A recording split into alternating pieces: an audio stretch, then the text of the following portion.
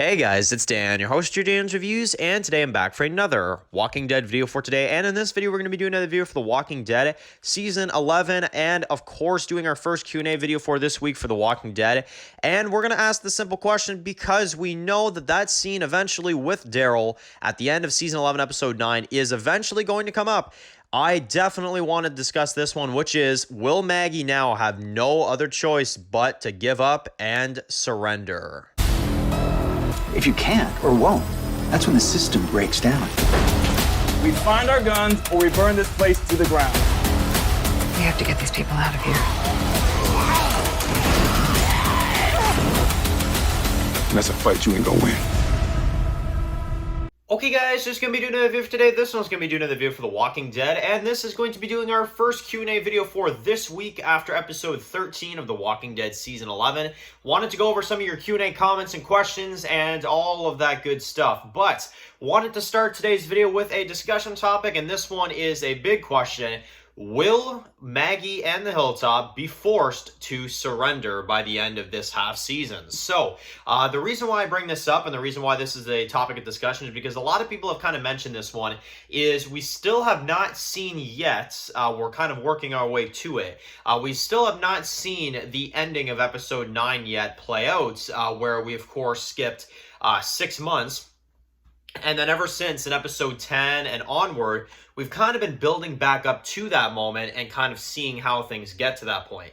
Well, we know it has to be within this half season. I would be very, very surprised if it wasn't.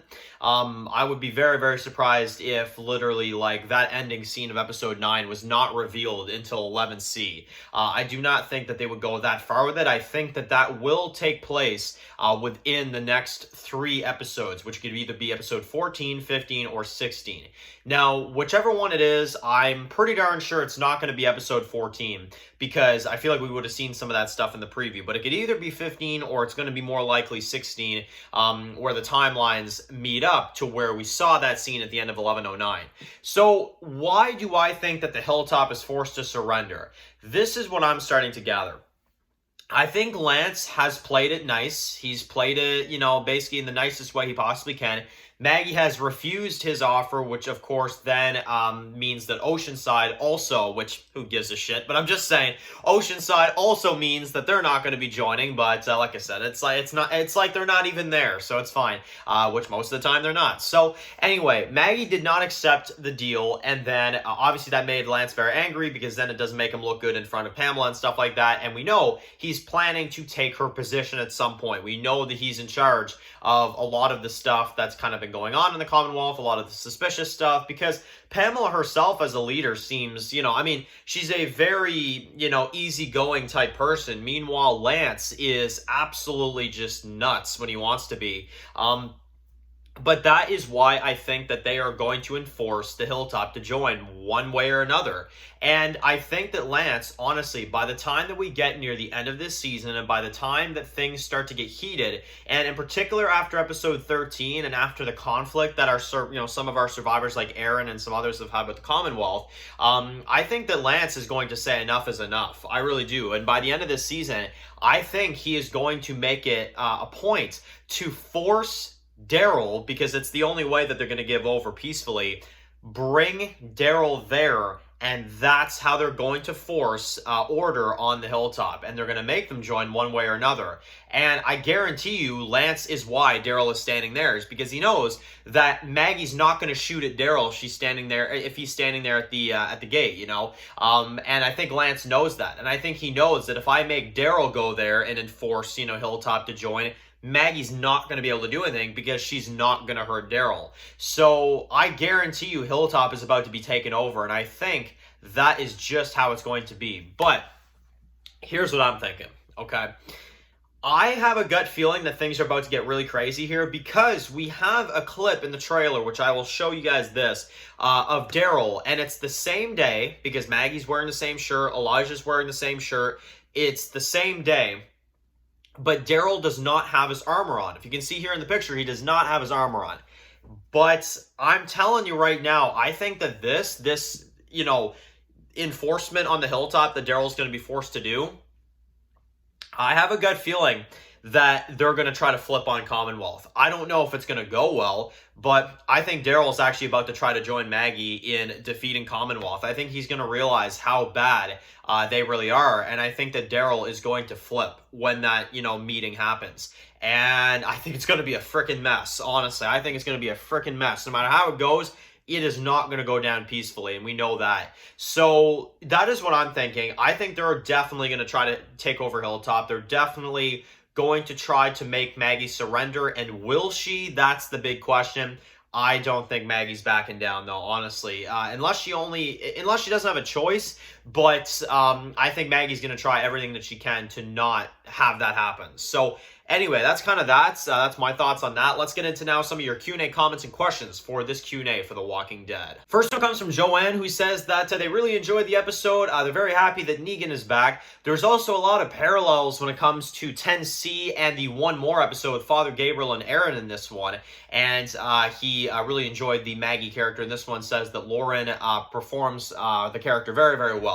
So, yes, agreed on all of that. So, very happy to see Negan back. Let's give a round of applause to the man himself here, man. I've missed Negan, man. I really have. Like I said, that's my favorite scene of 13 because I don't know why. I kind of was starting to think we weren't going to get him, and then he just kind of showed up, and I'm like, yes, there we go. So, love that. Love Negan's return. And Father Gabriel and Aaron, yes. And this is one thing I wanted to mention. I don't remember if I mentioned this in a review. Any of you guys that watched the review, let me know if I said this. Because, again, I say so much, and I film a video every day that sometimes stuff slips my mind, okay? But I'm pretty sure I didn't say this, so in case I didn't, I'll say it here. I love the parallel, agreed, with Father Gabriel and Aaron, where they're trying to talk down Ian, and he's pointing the gun, and it's like he's all panicking and scared and this and that, and he's pissed off, and you got Gabriel kind of talking to him nice, like, look, we can help you. Look, it's not too late. You weren't like this before. You can come back. It's okay. you know what I mean? Except this time it wasn't Father Gabriel, it was freaking Toby. But I love that. That was a really cool kind of parallel. And I honestly feel like this episode was probably written beforehand, and probably when they were making the 10C episodes, they probably took inspiration of this, but tamed it down so we wouldn't get it all the way. Because I gotta admit, this was even better. Like, the way they did it here, this was really, really, really, really well done. So, or it's the opposite. They took inspiration from One More and they created this. Either way, I like it. I think it's really cool to see that. And I like both versions of it for sure. Yeah, that's really, really cool. And I do agree. Maggie in this episode, yeah, Maggie was very good for the stuff that she had. I did enjoy her. I've said before, too, that, I'm happy that she didn't take the deal in episode 12, At first, I was kind of wondering why. I remember there's a few people that kind of messaged about it, like, Dan, that's kind of not a good decision. And honestly, about a week ago, I agreed with you guys. Honestly, I really did. But after episode 13 and seeing what Toby does and seeing what they do and stuff, and the other kind of flip side to the Commonwealth and stuff, yeah, honestly, she is right for not taking that deal. And I honestly apologize for ever questioning her. I'm going to be honest. You're damn right. I'm going to admit to it. Because, look at what they're doing. They're chucking people off the roof that don't listen to them. Like, that's, that's not exactly good, That's not someone you want to join with. And that's definitely something I can understand why Maggie didn't take the deal now, and think about it. She didn't even know they did that. She just did it because, she was being careful. But yeah, it absolutely makes sense why she didn't take the deal. And, like I said, whatever Maggie does against the Commonwealth now, I will not blame her because honestly, she has every right to question them. And I think a lot of the others are starting to join her perspective, I think Aaron's starting to notice what's going on. I think Daryl's going to slowly start realizing that this is not exactly sustainable, and things are about to get freaking crazy, so I cannot wait to see what happens. And then the final one comes from Mark, who says that the episodes of 11B have not exactly been his thing. He says that episode 9 of season 11 has been his favorite so far this half, and he does prefer 11A so far versus 11B. So, okay, here's kind of where I would stand on it, right? I'm not going to judge 11B until I finish it, because that'll allow me to kind of decide which one I prefer more. But I will say this. I think both half seasons have been really, really fantastic. I do think that 11B has been better when it comes to even amount of character development. I feel like they've done a little bit of a better job when it comes to that. But I will say 11B, if there's one thing I can complain about it so far, is definitely it is slow. Okay, I will definitely say that. It is slower than your typical Walking Dead, but I think it's been very good slow. Honestly, I really do. And 13, I can't actually say is slow. 13 is a very, very great episode. In terms of, you know, the action side of things and stuff, they definitely brought that, so I'll definitely say that. But I definitely understand. I know a lot of people have not liked the slow burn with the Commonwealth. They want us to kind of get to the point. But the unfortunate thing is, when you're dealing with a season that has 24 episodes, you're going to kind of fall into this, you know, predicament that we're in, which is half the reason why I did not want 24 episodes for this final season. But I am one of the few people that really does stick up for this final season. I really quite enjoy it. Both half seasons so far. You know, like I said, no half season is perfect. I can find flaws with both 11B and 11A, but I'm not going to say which one's better yet. I'm going to let 11B kind of do its thing for the next 3 episodes.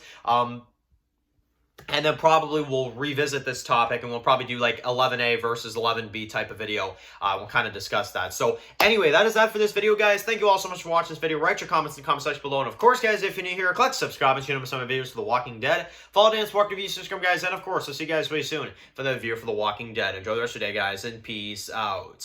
My God, no!